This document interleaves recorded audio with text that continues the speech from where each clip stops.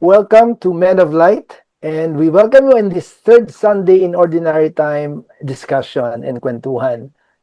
Our gospel for the third Sunday in Ordinary Time is made up of two parts po. The first part is from Matthew 4, verses 12 to 17, which is the beginning of Jesus' ministry in Galilee. Galilee, by the way, is a region made up of Jews and Gentiles alike. It was in Galilee where Jesus preached his message of repentance and proclaimed the kingdom of heaven. But there's also a second part to the gospel in this third Sunday in Ordinary Time. And that second part is from verses 18 to 23. And it's the story about the call of the first disciples, Simon and Andrew on one hand, and brothers James and John on the other. These first disciples leave their livelihood of fishing to follow Jesus to become fishers of men. For this episode of Men of Light, we will focus on the second part of that gospel, which is the calling of the first disciples. Now, I find the calling of the first disciples very interesting because if we listen closely, St. Matthew shows us three calls, tatlong tawag. And these three calls make this scene come alive. It's not just a story that happened before, but I believe it's also a call for us today in our time. So, what are these three calls which we will hear in the gospel? The first call, it is about Jesus calling the first disciples in their busyness, not when life was quiet or while they were resting, but while they were working. That's the first call. The second call is when Jesus calls Simon and Andrew, magkapatid, while they were casting their nets. The third call is when Jesus calls brothers James and John. Ito naman, while they were in their boat, mending their nets. Take note of the difference. Yung kay James and John, Simon and Andrew, they were casting their nets. Kay James and John, they were mending their nets, repairing what was torn. But note also the similarities of the call of Simon and Andrew and James and John. They were called when they were both busy doing their work as fishermen. Same place where they were called, the shoreline of the Sea of Galilee, and the same invitation to all of them. Isa lang, follow me. And yet, at the moment of the call, two of them, Simon and Andrew, were casting, while the other two, James and John, were mending. That contrast leads us to one profound lesson, I believe. Our calling is one, but the Lord may ask us to live out our calling in different ways, in different seasons. Sometimes we are called to cast, other times we are called to mend. So the question is not only, am I a fisher of men? Because the truth is, lahat po tayo, we are called to be fishers of men. The deeper question is this, in this season of my life, how is Jesus calling me to fish? Am I being asked to serve him by casting or by mending? With that in mind, pinamagatan po natin ang episode ngayon na two nets, one call. Two nets, one call. At hatiin po natin sa tatlong parts. Yung part 1 po is puro calling yung maririnig nyo, by the way. Calling or called. Part 1, ang title po natin dyan, Called in the Business. Tinawag sa gitna ng kabisihan ng buhay. Part 2, Called to Cast, like Simon and Andrew. And part 3, Called to Mend, like James and John. Para mas lalo nating mapagnilayan ang ating gospel for this third Sunday in Ordinary Time, pakinggan po muna natin ang ating gospel to be read to us, proclaimed by Judge Jobay Rosario Mercado.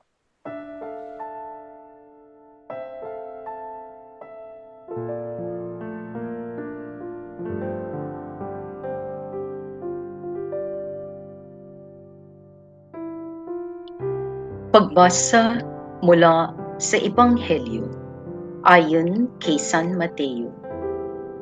Noong panahong iyon, nabalitaan ni Jesus na ibinilanggo si Juan, kaya't bumalik siya sa Galilea. Ngunit hindi na siya sa Nazaret na nirahan, kundi sa Capernaum. Ang bayang ito ay nasa baybayin ng lawa ng Galilea, sa mga hangganan ng Zabulon at Neftali. Sa gayoy, natupad ang sinabi ni Propeta Isaias. Ang lupain ng Zabulon at lupain ng Neftali, daanan sa gawing dagat sa ibayo ng Jordan, Galilea ng mga Hentil. Itong bayang nag-apuhap sa gitna ng kadiliman, sa wakas ay nakakita ng maningning niyang ilaw. Liwanag na taglay nito'y siya ngayong tumatanglaw sa lahat ng nalugami sa lilim ng kamatayan. Magmula noon ay nangaral na si Jesus at sabi niya, pagsisihan ninyo't talikdan ang inyong mga kasalanan, sapagkat malapit nang maghari ang Diyos. Ang mabuting balita ng Panginoon.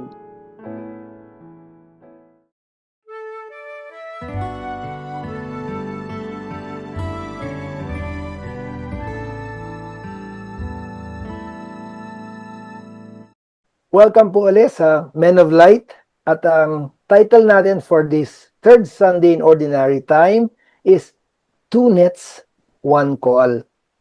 Bago po kami tumuloy sa aming discussion at kwentuhan, nais po namin magpakilala mga kasama nyo ngayong third Sunday in Ordinary Time. Ako po si Bong Roque, nandito po ako sa San Fernando, Pampanga. Ako po si Father Deo Galang. Good afternoon po. Kasama nyo maging sa reflection natin.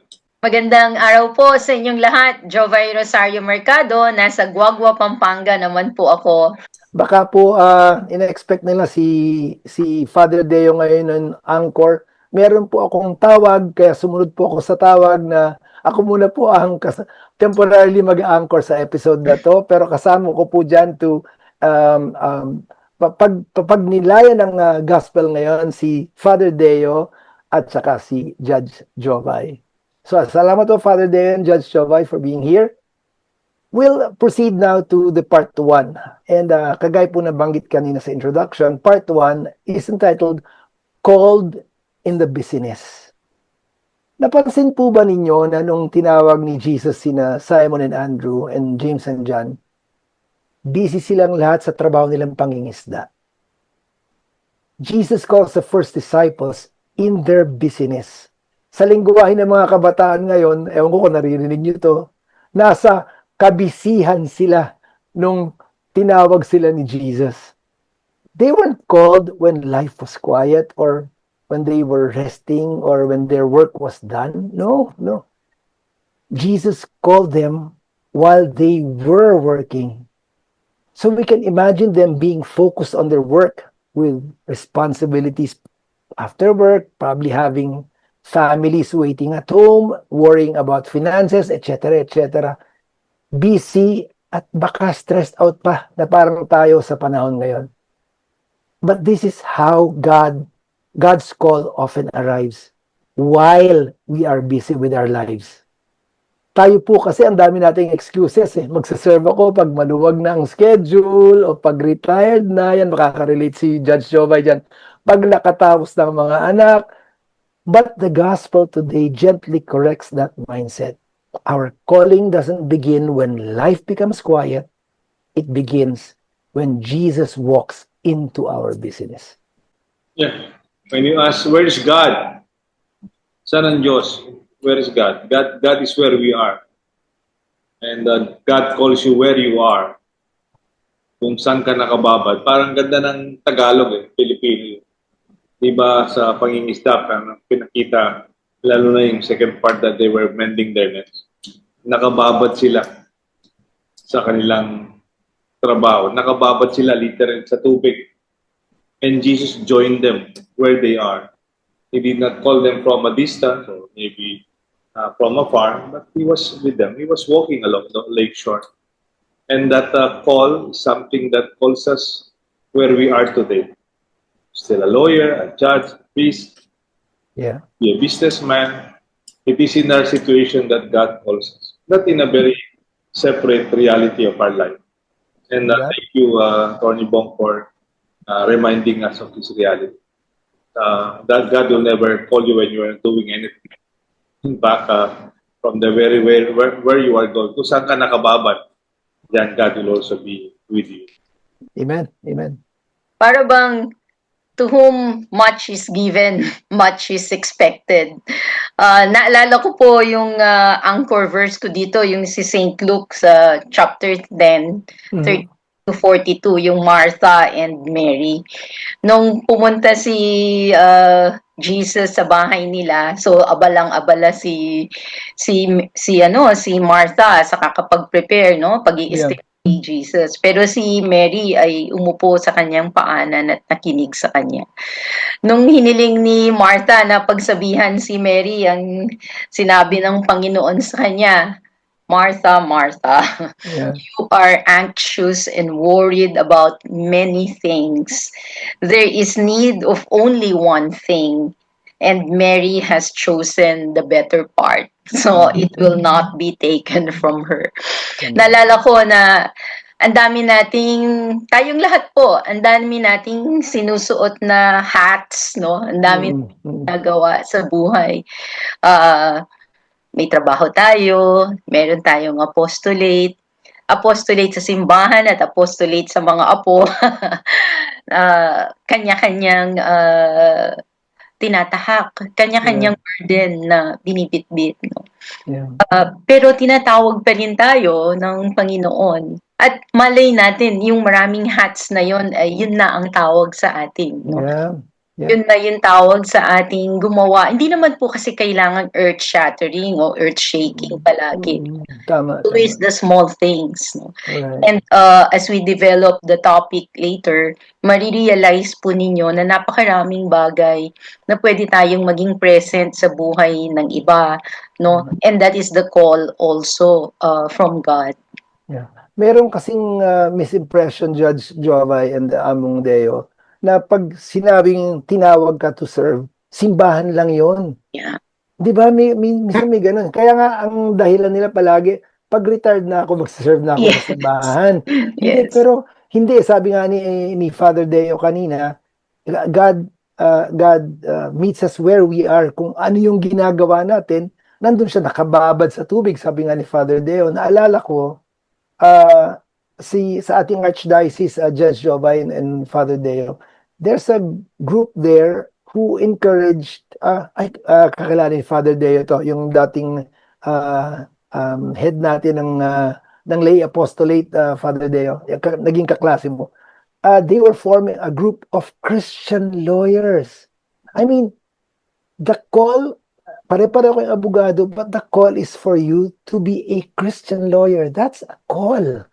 Diba? To be a cut above the rest. Kung maaring ito yung ginagawa ng mga abogado, pero sa inyong pagiging abogado, tinatawag kayo maging Kristiyanong abogado. We can multiply that, maybe. Mga Kristiyanong doktor. Yeah. Ito pa, mahalaga din to. Mga Kristiyanong engineer. Saka mga Kristiyanong contractor. Amen? Mga Kristiyanong politiko. When we separate what we do from the call of the Lord, Yes. Yes. sorry, politika kasi ito eh. Sorry ano to, technical to eh. Construction ito. Ano to eh. But in spite of our differences in what we do, God calls us where we are. Amen? And our holiness is expressed in what we do every day. Yeah. Not only during Sunday, 1 hour a week.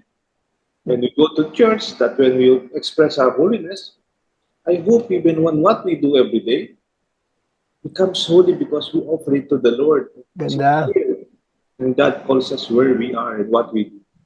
Amen? Gusto ko po yung sinasabi niyo, Father Deo, no? Kasi, ba't ba pinaghihiwalay? 'Di ba, ang purpose nga natin is to find alignment, no? Para bang yung actions mo dapat mag-flow sila from your purpose, no? Yeah. Dapat yung discipleship, natural part siya ng buhay mo. Yeah, Hindi siya totoo. nakahiwalay, no? Hindi siya nakahiwalay. At hindi siya burden. Hindi rin siya responsibility. Dapat lumalabas siya sa inner sa inner self mo at nagfo-flow siya. Kaya Tama. walang hiwalay kasi it's an integral part of you. Tama. Ang ganda, ang ganda. There's no duplicity. Kung sino si Judge Jovay sa trabaho, siya rin si Judge Jovay sa labas ng trabaho. Yes. Ganon din kay That's Father something. Deo. Yeah. Walang dichotomy, sabi nga nila. Lahat po tayo bininyagan, no? And because we are baptized, we already are called and sent. Therefore, we are not called at some future time to serve. Like Simon and Andrew and James and John, even while we are busy with our daily lives, and especially, sabi nga ni Among Deo, Yes. where we are, especially while we are busy, Jesus passes by the shore of our lives and calls us to be fishers of men in one way or another. Alam naman natin na we are called to be fishers of men. The only question is, what is He calling you to do now where you are? And this is where part 2 leads us. Because the call might be for us to cast our nets, to reach out to those around us, at marami pang tawag sa casting neto. So stay with us. We'll be right back with another call, the call to cast.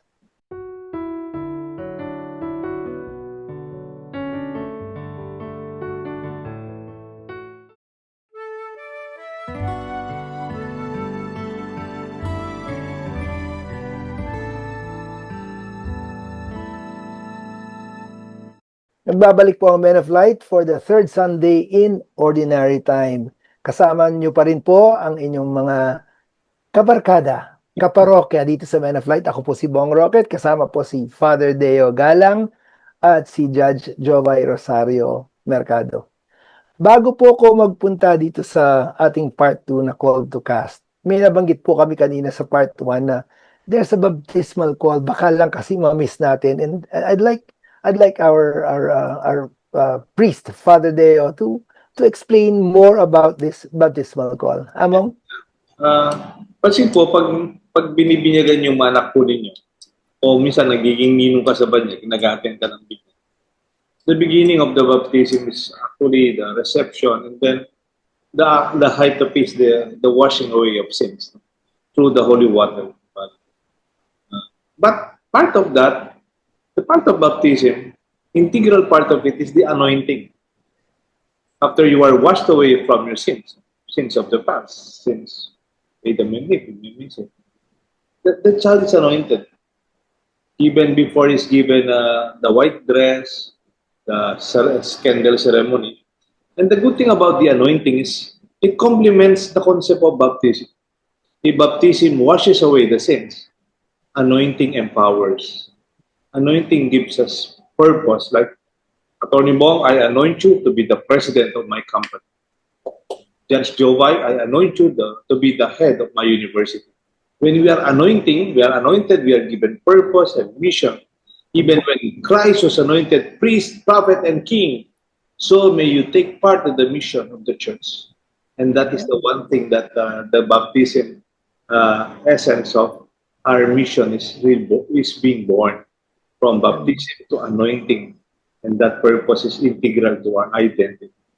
Hindi lang umiiwas sa kasalanan, gumagawa tayo ng kabutihan. We have mission, we have purpose. Ang ganda nun. Kasi yung anointing na yon becomes our jump off point ngayon dito sa ating part 2, which is called to cast. Sabi ko po kanina, nabanggit ko na si Brother Simon and Andrew, Jesus was very specific about what they were doing when they were called. They were casting nets. Now, imagine for a while what they were doing, throwing the net wide, hoping to catch fish. Perhaps they left the shoreline, ventured into deep waters, because they knew that the deep waters was where the fish was aplenty. And their goal was to catch as many fish as they can. sabi nga ni Among Deo kanina, anointing sent out. Siguro, ang tanong, ano naman ang katuturan sa akin noon, yung being sent out or casting. Now, there are seasons when being fishers of men means a kind of ministry. Like, we look for people whom we know have not gone to church in a long time. Marami yan. And we boldly invite them to attend mass. Minsan invite sa prayer meeting. Pag may sakit, pupuntahan para ipagdasal, etc., etc. Marami po ito. We do acts that would bring people toward God. Sometimes through words, sometimes through witnessing. I'm sure si Judge Jova has experienced this kind of casting the net. Yes, Attorney Bong, ang naalala ko dito, kaya ang anchor verse ko dito sa part 2 na pinrepare mong outline, yung kay Matthew 25, chapter 25. Sa 35 to 36, sabi niya, "For I was hungry and you gave me food. I was thirsty and you gave me drink. A stranger and you welcomed me. Naked and you clothed me. And you ill and you cared for me. And in prison and you visited me."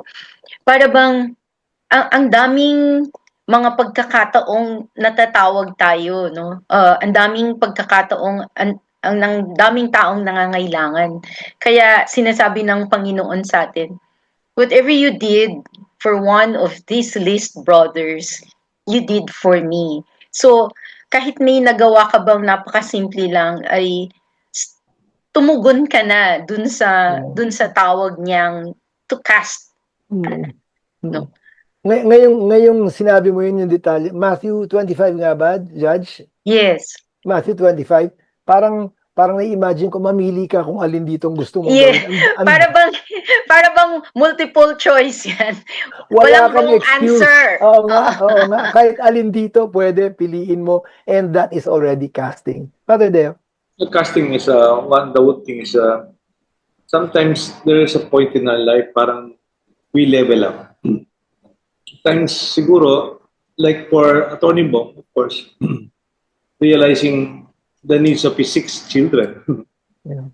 Then you go out of that immediate hole, you begin to spread the wings of your mission to the young kids you were teaching as choir. Yeah. Bong Roque choir, the kids, no? Parang you realize even maybe with your wife, na realize yung not only about us. Parang sabi nila, charity begins at home. Oo. But it does not end there. Parang you begin to invite people to go beyond our immediate bakuran. Ganda. Behind home. Parang, then lalo na sa parokya ko marami din. Yung mga anak nila, graduate na, may pamilya na, they are on their own, nasa abroad ng iba. And may focus to catch their father. No? Sabi nga ni Jesus, another version, the call, no? Catch your net to the deeper waters. Oo, yeah. Hindi lang sa mas malawak, mas malalim. Dyan lang ba? Dyan lang sa bakuran mo lang ba yan? Dyan sa bahay lang, private concern lang may magagawa mo. Then you realize there's so much to waiting. Ganda kasi, Father Deo, ngayon pong sinabi niyo yan, may kasabihan na sinasabi, your first community is your family. But Yes. sinasabi ni Father Deo, hindi ka dapat mo-confined on that. That is your comfort zone probably. Yeah. But there's a lot of ministry work, a lot of healing that needs outside of the family. Judge? Parang may ihahalin tulad ko, Attorney Bong, yung nangyayari sa atin. No? You're a lawyer, I was a judge. Tapos hindi naman tayo nandun lang. Kasi you also help the church. No? May apostolate tayo, meron tayong men of light, may daylight. No? Ako meron akong dagdag na pagtuturo. No? Yeah. Lahat ng mga ano na to, avenues na to ay may pagkakataon kang to cast nets, no? hindi naman passive lang eh. Naapektuhan mo rin yung buhay ng mga nakakasalamuha mo, kliyente mo yan o estudyante mo o yung ibang katrabaho mo.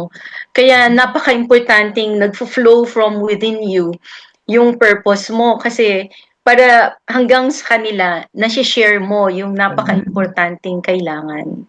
Ganda. Parang ginagawa natin, Attorney Bong. Po. Maganda nga, hindi lang pare yung Men of Light. No? Oh, Si Joey, negosyante. Si Dr. Annette, doktora. Tapos may judge, may lawyer, may teacher. So, you realize we are immersed in our own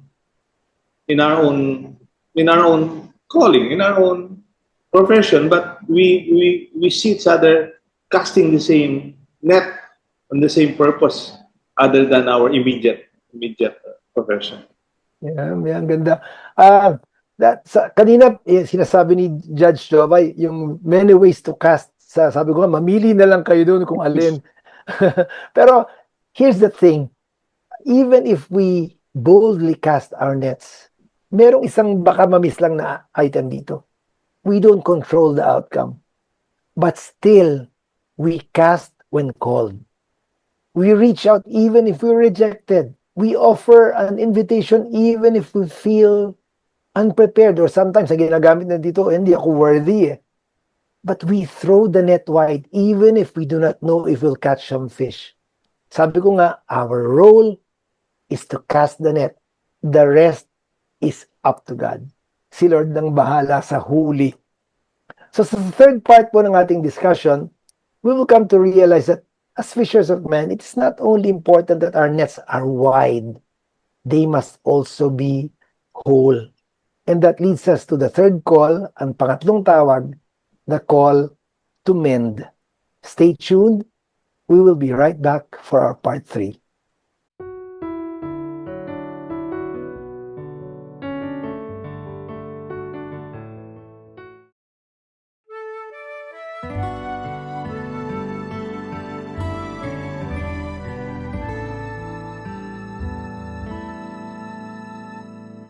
Nandito na po tayo sa part 3 ng ating episode for the third Sunday in Ordinary Time. At ang part 3 po natin is called to mend.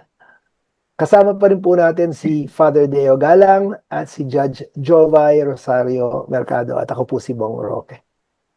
Now, after reflecting on the call of Simon and Andrew to cast nets, yun yung ating part 2 kanina, let us now go to James and John, whom Jesus called while they were mending nets. Very specific po yan. Repairing what is torn. I'm reminded of the gospel passage. Kanina maraming sinasite si Judge Jovay. Ako, naalala ko ngayon yung Luke 5, verse 6, where Jesus told Peter and other fishermen to cast their nets after a fruitless night. Yung wala silang huli. Ang description ni St. Luke, sabi niya, sa dami ng huli ng isda, ito yung ginamit niyang phrase, their nets were tearing. Sa sobrang dami at bigat ng huli, hindi na halos kaya ng lambat. So napunit na yung lambat ang description ni St. Luke. Their nets were tearing. This, I believe, is the context of James and John mending their nets.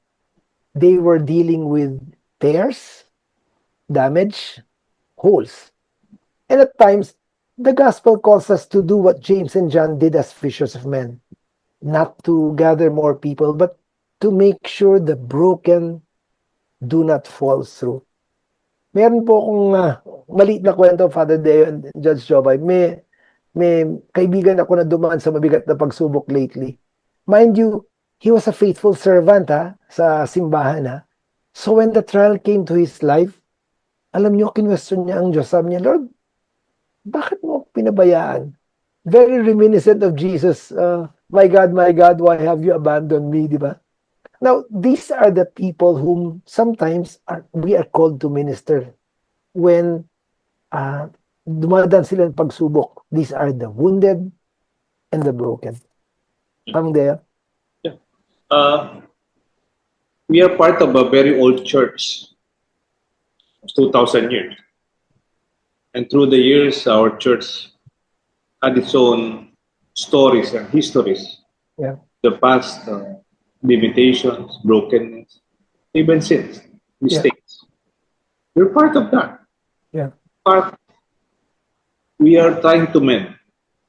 There are, in fact, realities of imperfection, mistakes, and sins. And continuously, maybe it's nice to be fishers of men, to be casting our nets. But reality, we also get tired. Yeah. Along the way, nagkakamali din tayo. Along the way, baka yung relationship natin, di tama yung parang kakaroon tayong friction in between our co-fishers of men and women. When along the way, there are differences that are seen in our approach. Yeah. We have to mend. We are not perfect fishers of men. We still need the Lord and the Spirit to mend and to heal and to put together whatever brokenness that we experience along the way as we work. Ganda. Totoo ito. Kita, we have differences. Merong pagtampo. Yeah. And that part, we are called to men. We are called not only to see ourselves to be perfect men and women, but to see also our brokenness along the way. Yeah. Ganda, ganda. Na ano ko po na lumilinaw sa akin na iniimbitahan tayo ng Panginoon na mag-share sa kanyang mission. Sa mission niya na magbigay rest sa mga burdened, mag-heal sa mga broken-hearted, and to bind up their wounds. Kaya binabalikan ko po yung Psalm 147,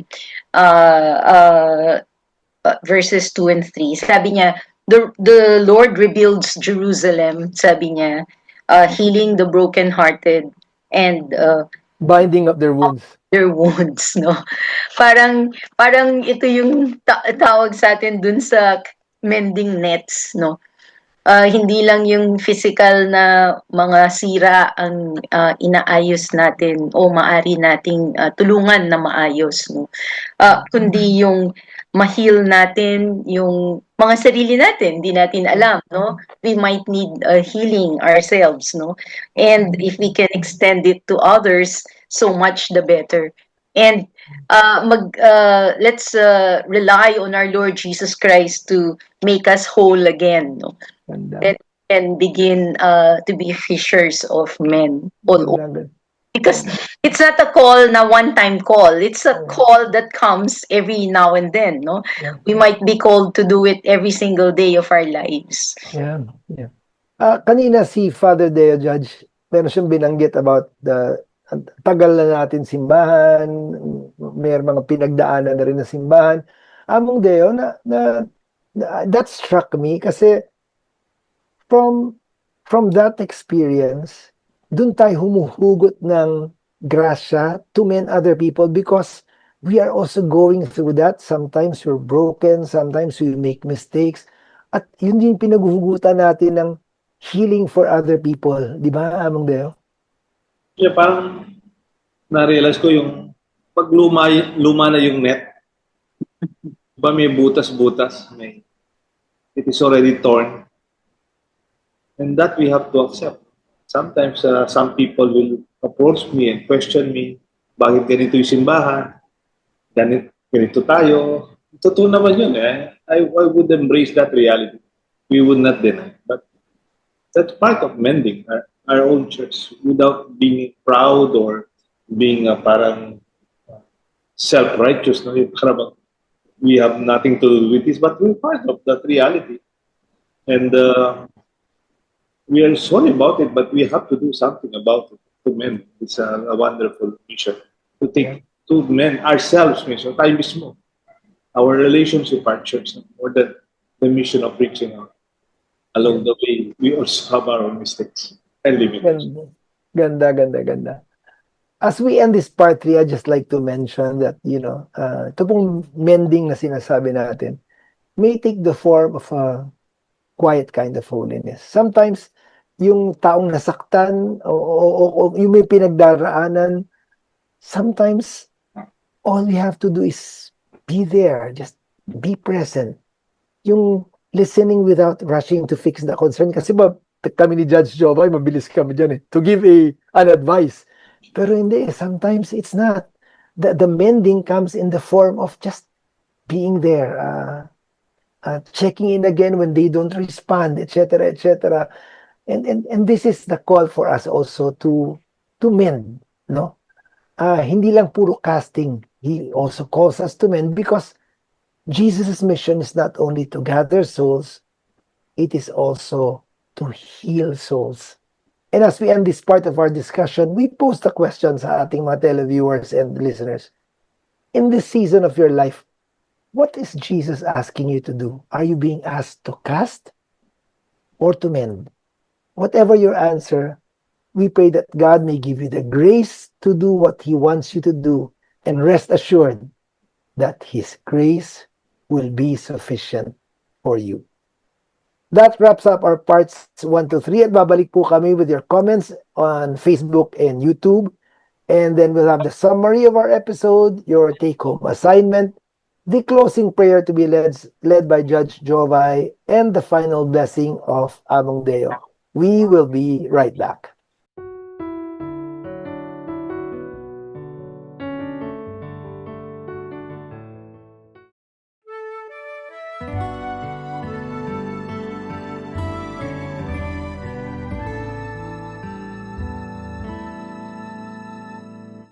Mabalik po tayo dito sa Men of Light at sa portion pong ito, we will ask Father Deo Galang to read the comments on Facebook and YouTube, tsaka po yung ating mga birthday celebrators. Sa ating pong mga kaibigan sa Facebook, maraming salamat sa mga nag-contribute sa feedback. Si Brother Edgar Yap, of course, yung kanyang magandang summary on the 2 steps forward and 1 step backward. Aming Sinulog Festival episode led by Father Justin. Maraming salamat Brother Edgar, and feedback din po ni Ate Lota David. Salamat po for your feedback. And then Lisa Foraming, amen, beautifully reflected and shared. Thanks to Attorney Roque. You always inspired us with your wisdom. Truly, God is in control of everything. He is our Savior and Creator. All things emanates from Him, and God be with us always. Okay? Amen. Amen. And there is Zapata Versosa. Actually, birthday niya during our taping time. What a compelling reflection, Attorney Bong. God, Lord, speaks in peace of mind. One can be healthy in body, but if the mind does not have peace, that's all for naught. No? Amen. Respond dito si Atty. Bong, of course. Salamat. And then, at mga feedback ni Ate Bel Patigba, Dora Lopez, and also Ate Elizabeth Foramin. Also, mga conversation na nangyari dito. Ang ganda. And then, si Seni Alberto, we are all equal in the eyes of God. Each created in His own image and likeness. None of us are great and powerful before the Lord. Thank you for the beautiful reflection. Okay? Then Catalina Eugenio, thank you very much. Yung ating mga reflection ng YouTube. Bernadette, thank you very much. So Men of Light, watching from Ambil, Oriental, Mindoro. And also Dong Garcia, thank you very much for your prayers. The Santo Niño and the childlike prayer. And Saida Franco, and also Flora Pantelon. Okay, so these are our feedbacks from Thank you YouTube. po. Ating Thank mga you. may birthday na kaibigan, una sa ating Men of Light na mga pari ng ating Archdiocese, si Father Jason Canlas, happy birthday, January 26. January 20th, si Father Pete Valencia. Oh. January 30, si Father Arnold Punsalan na nasa New Zealand. New Zealand. And then Monsignor Edgardo Bong Pangan. Happy birthday, January 31. And then birthday celebrator natin, of course, ang ating pinakamamahal na Judge Jonel Mercado. Yee! Ako, Judge Joe Mercado. 55 na po si Jonel. Birthday. Happy birthday, Judge Jong. And also our friends na their birthday this week. Salamat po. So now we proceed to the summary of our episode for the third Sunday in ordinary time. Baka po lang ma-miss natin ang title natin, very catchy. 2 nets, 1 call. At sa ating summary, brothers and sisters, Jesus doesn't call the first disciples when they're ready. He calls them when they're busy. And even there, He gives them different assignments. Cast or mend. Or probably, sabi nga ni Judge Jobay kanina, mamili kayo kung saan kayo pinapadala. Marami yan. If you're waiting to serve God when you're less busy, this gospel is for you. Because Jesus calls the first disciples not in their free time, but in their working time. We too are called to be fishers of men, whatever we are doing in our busy lives. We are called to cast or to mend. Sa assignment po this week, request po namin 3 simple things lang. Tatlo. Cast, mend, pray. Cast, invite one person toward God. Examples, pwede ba kitang imbitahan na magsimba sa linggo? May prayer meeting kami every Monday, Zoom lang. Invite kita ha. Cast. Mend. Sit with someone who's hurting. Reach out to someone who has withdrawn. Hindi mo na nakikita sa simbahan. No need to say anything. Just be present. And thirdly, pray for direction. Ito yung prayer, ito yung third assignment, pray for direction. Lord, in this season of my life, what are you asking me to do? To cast or to mend? Give me the grace to follow your will, not mine. And with this, we end this episode with a closing prayer to be led to us by Judge Jobay Rosario Mercado, to be followed by the final blessing by Father Deo. Judge. Sa ngalan ng Ama at ng Anak at ng Espiritu Santo. Amen. Ama naming nasa langit, batid naming tinawag ninyo ang mga unang alagad nung sila'y abala sa gawain. Nagtatrabaho, nangingisda, at nagkukumpuni ng kanilang mga lambat. At hindi noong sila'y nagpapahinga sa mga sarili nilang tahanan o dili kaya'y nagbabakasyon pagkatapos ng trabaho. Batid din naming matatawag kami o kaya'y natawag na sa pamamagitan ng ganitong pamamaraan. Sa gitna ng abalang pamumuhay at hindi sa katahimikan. At dahil dito, kami naninindigang buong pusong sasagot at tutugon sa dibinong tawag. Panginoon naming mahal, maraming salamat po sa inyong tawag na kami maging mamamalakaya ng tao. Naway tulungan ninyo kaming ihagis ang mga lambat ng buong tapang at sigasig.